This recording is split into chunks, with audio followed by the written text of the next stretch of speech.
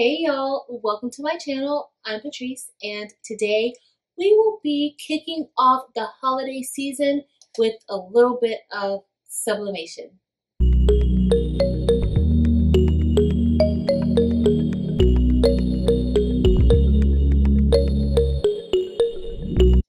Alright y'all, so I love the holidays and I have so many different projects planned, and I could not wait for the month of November to get here. And we will be starting with this package from Heat Transfer Warehouse, and I have a few items that would be useful for the holiday season, and they're all for sublimation. So let's dive in and see what we have. Alright, so this looks like this will be a nice Christmas gift, and this is a 15-inch neoprene laptop case, and it's double-sided, so both sides can be sublimated.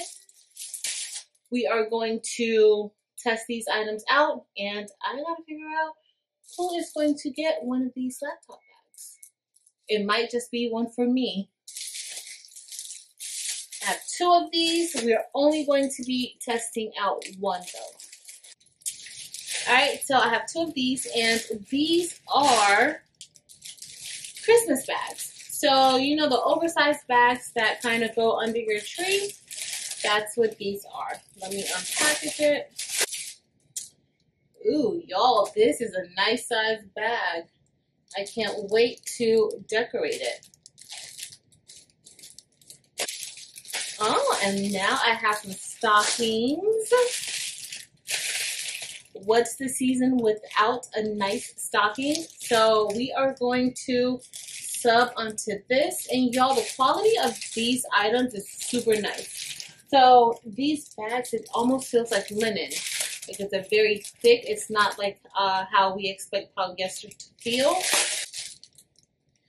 And this is the stocking, and as y'all see, if it covers my head, then that means it's pretty big, because my head is pretty big, and look, you can't even see my head behind the stocking. So I am super excited about this stocking. I think I'm going to make one for my daughter, and I'm going to show y'all how these items sub in a few. So let's get started. All right, guys, so now we're under the heat press and we are about to start pressing this stuff. So, of course, first you always want to start with a lint roller and make sure that you lint roll all of your items, whether they're cloth or hard substrates. You want to make sure that there is nothing on there, so that is what we are starting with. Okay, so I decided to print out this image for my daughter. It is a whole bunch of anime characters, and she loves anime, and so what I'm going to do is make this bag one of her Christmas gifts. And so I'm just making sure that my measurements were correct, and they are. Next, I want to test the pressure of the machine before I actually press, because y'all, the worst thing that can happen is that I start to press and the machine doesn't close, or the pressure is too light, or anything like that. So you always want to make sure that you check the pressure of your machine. And I think we are almost there. Here, let me kind of loosen that a bit, because this bag is pretty thick, and that looks about right. It feels good. So we are going to get ready to put this image onto the laptop bag. Alright, so you want to make sure you have some heat tape so that your image does not move, and I will be using a mixture of heat tape that I got from Amazon.com and also some CRICUT brand heat tape, which I love. It happens to be one of my favorites, and only thing is that it is a little more pricey than the Amazon heat tape that I use also, but I don't have a problem with either of the heat tapes. So I'm just making sure that this is secure in a few areas so that it doesn't shift. And I am going to place a piece of butcher paper on top.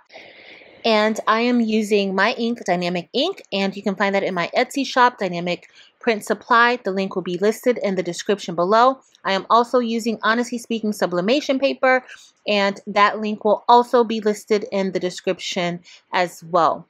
So this looks like it pressed pretty good. But y'all, this neoprene, if you've never pressed neoprene has a very distinct smell. So that's usually not my favorite, but neoprene subs amazingly. And y'all, I see a little bit of fading. So I had a pressure issue with pressing this bag. And so I'm going to bring it a little closer so you guys can see it. But it subbed pretty well. However, you may want to consider putting a pressing pillow inside to avoid that. Or honestly, what I should have done was pre-press this bag to kind of flatten it out a bit.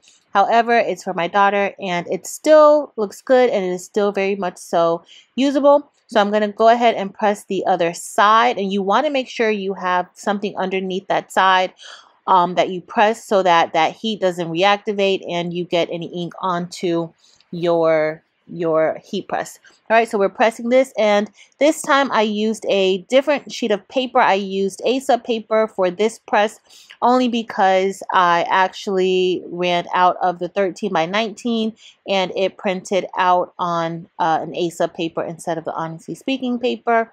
And we're going to get ready to press this. Let me make sure everything's okay, and it is fine.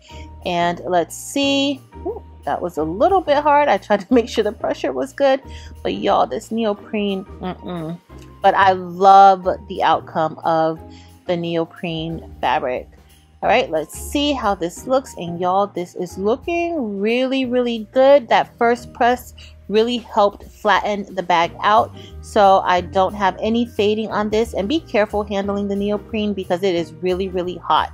But y'all, look how amazing that looks. Those colors look awesome.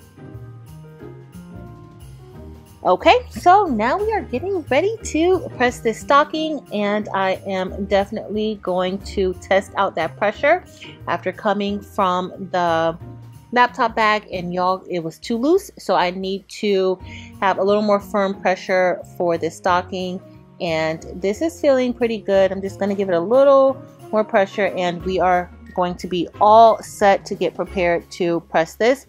I did lint roll this, so you want to make sure that you don't forget to lint roll the stocking or anything that you're doing. Make sure that you lint roll it.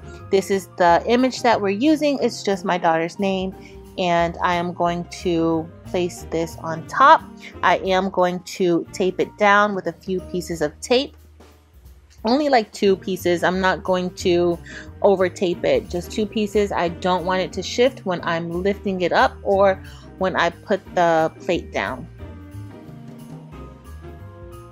And now this is the CRICUT heat tape that I am using to keep it in place.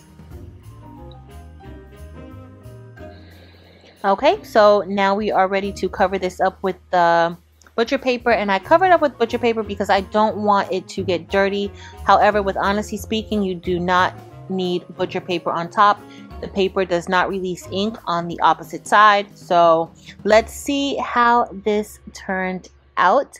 I loved that tee with the ornaments on it. I think it looked great. And so, okay, it looks pretty good. I'm liking the colors and everything looks good. Let me bring it closer so that you guys can see what I see. And you might want to put that top part when you're getting ready to press. Don't let it be underneath the press because it looks like it causes a little bit of uneven pressure when pressing. All right, so we are going to get ready to press the Christmas sack. I have been waiting for this. I love these Christmas sacks, y'all. And of course, I decided to do an oversized image onto this particular sack. I used my Epson EcoTank 15,000 to print this out on 13 by 19s. And I just kind of pieced it together. But y'all, this looks really, really good. And I'm really, really excited about pressing this. Okay, actually I did this one on 11 by 17s, 2 11 by 17s. I did this particular print on. The other ones, the laptop bag was the 13 by 19. All right, so let's get ready to press. I already have everything taped down for the most part, but I do want to tape it down the edges so that it doesn't shift too much. So let's tape that down. and then we are going to get ready to press. And what I didn't really pay attention to when I first when I did this originally is that edge, it is too wide for one press, and I should have paid attention to that a little bit more, but I didn't. So I'm going to cover that with the butcher paper and press it, and let's see how this came out. And y'all, I kind of figured, yeah, that edge did not get enough pressure for me, and so I'm trying to slide it over, but y'all, I should have just took it out at that point because I did cause it to shift a little bit. That second press was for about 30 seconds, and yeah, I don't remember if I told y'all, but I pressed everything at 375 degrees for 45 seconds. But this came out pretty good. I love how it came out. Just a little bit of ghosting, but all is well. Alright y'all, so we are all done with subbing these items from Heat Transfer Warehouse, and I love how everything came out. So our laptop bag looks pretty amazing. These colors look great. This subs really, really well. As you saw, I had a little bit of fading at the bottom, and that is because there was a pressure issue.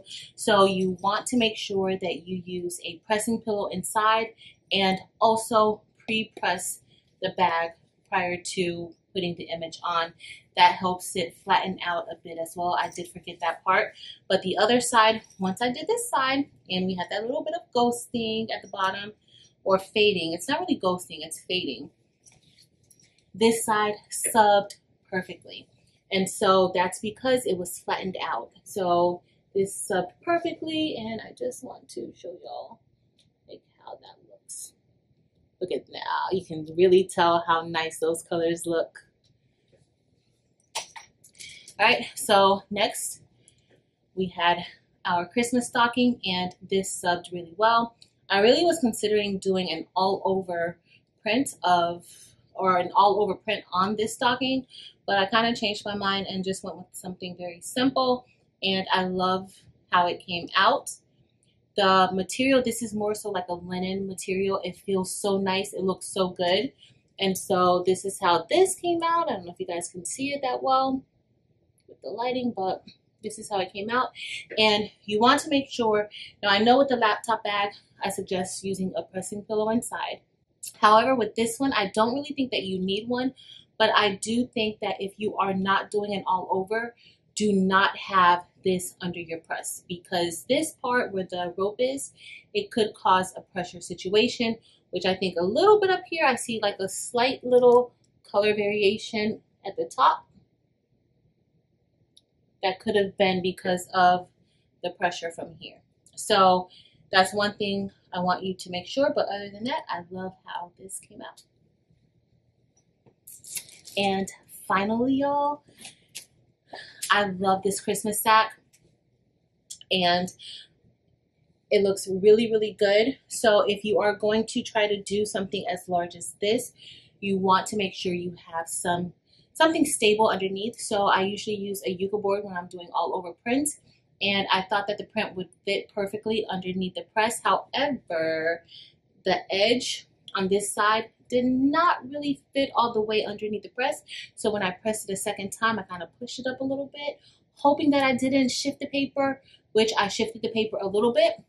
You can't really tell. I can tell that I shifted a little bit because there's slight ghosting here at the bottom, but I love how this came out. I absolutely love this image, and I got this image and the one on the stocking from designbundles.net, and I will have a link to all of the items that I used in this video, as well as where I got the images from, listed in the description below. If you enjoyed this video, please be sure to give it a thumbs up. Also, make sure to hit that subscribe button if you are not subscribed. In addition, head over to Facebook, Instagram, and TikTok and join us there as well. But that's it for today, y'all. Thank you all so much for watching. Until next time.